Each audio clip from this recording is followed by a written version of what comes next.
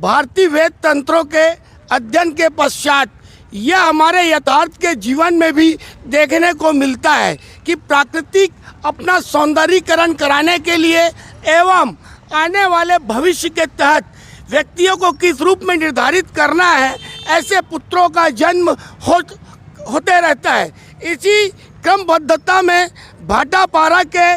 समाज सेवी एवं वरिष्ठ डॉक्टर सुशील कुमार शुक्ला जी की परिकल्पना ने आज भाटापारा के अंतर्गत कृषक जगत में एक नई हरित क्रांति को जन्म दिया। उनकी यह परिकल्पना थी कि भाटापारा शहर के अंतर्गत शाखा नहर का निर्माण करवाया जाना है। इस एतत उन्होंने प्रदेश के तत्कालीन मुख्यमंत्री पंडित श्यामाचरण जी शुक्ला का ध्यान आकर्षित कराया, जिसके चलते 1977 में उनके कर कमलों के द्वारा भाटापारा शाखा नहर का निर्माण किया गया, जिसकी प्रतिपूर्ति यह हुई कि राजनीतिक कालांतर के चलते हुए भाटापारा के भागीरथी की रूप की भूमिका में युवा वर्गों में प्रदेश के उपाध्यक्ष श्री शिवरतन जी शर्मा के द्वारा अपने राजनीतिक जीवन काल की पराकाष्ठा के अंतर्गत उन्होंने एक लक्ष्य बनाया कि मैं भाटापारा शाखा नहर के अंतर्गत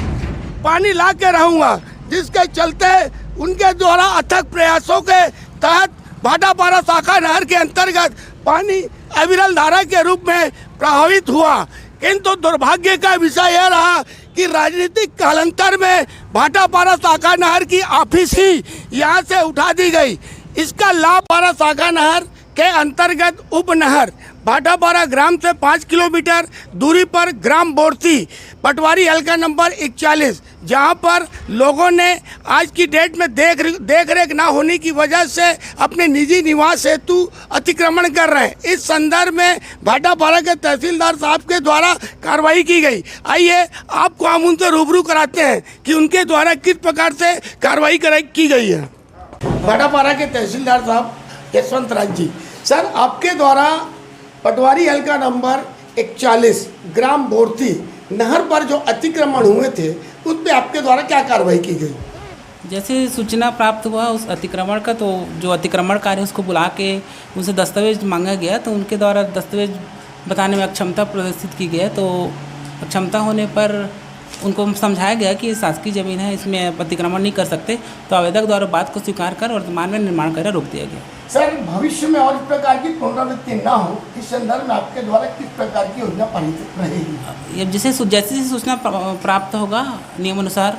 न्यायालयीन कार्रवाई की जाएगी। भाटापारा शाखा नहर किसानों के हित के लिए हरित क्रांति के जो संदर्भ में विचार को ला करके प्रदेश के मुख्यमंत्री पंडित श्यामाचरण जी का ध्यानाकर्षण कराया था, उनके सुपुत्र श्री जयवर्धन शुक्ला जी से हम आपको परिचय कराते हैं। सर वर्तमान में अभी जो आपके पिताजी की परिकल्पना के अनुरूप भाटापारा शाखा नहर का जो निर्माण हुआ, जिसका कि लाभ किसानों को मिलता आ रहा है, किंतु वर्तमान परिवेश में उसके रख रखाव की सुविधा न होने की वजह से क्षेत्र के लोगों के द्वारा अतिक्रमण किया जा रहा है। इस संदर्भ में आप क्षेत्र के जन नेता व प्रशासन तंत्र से जुड़े अधिकारियों को क्या संदेश देना चाहते हैं?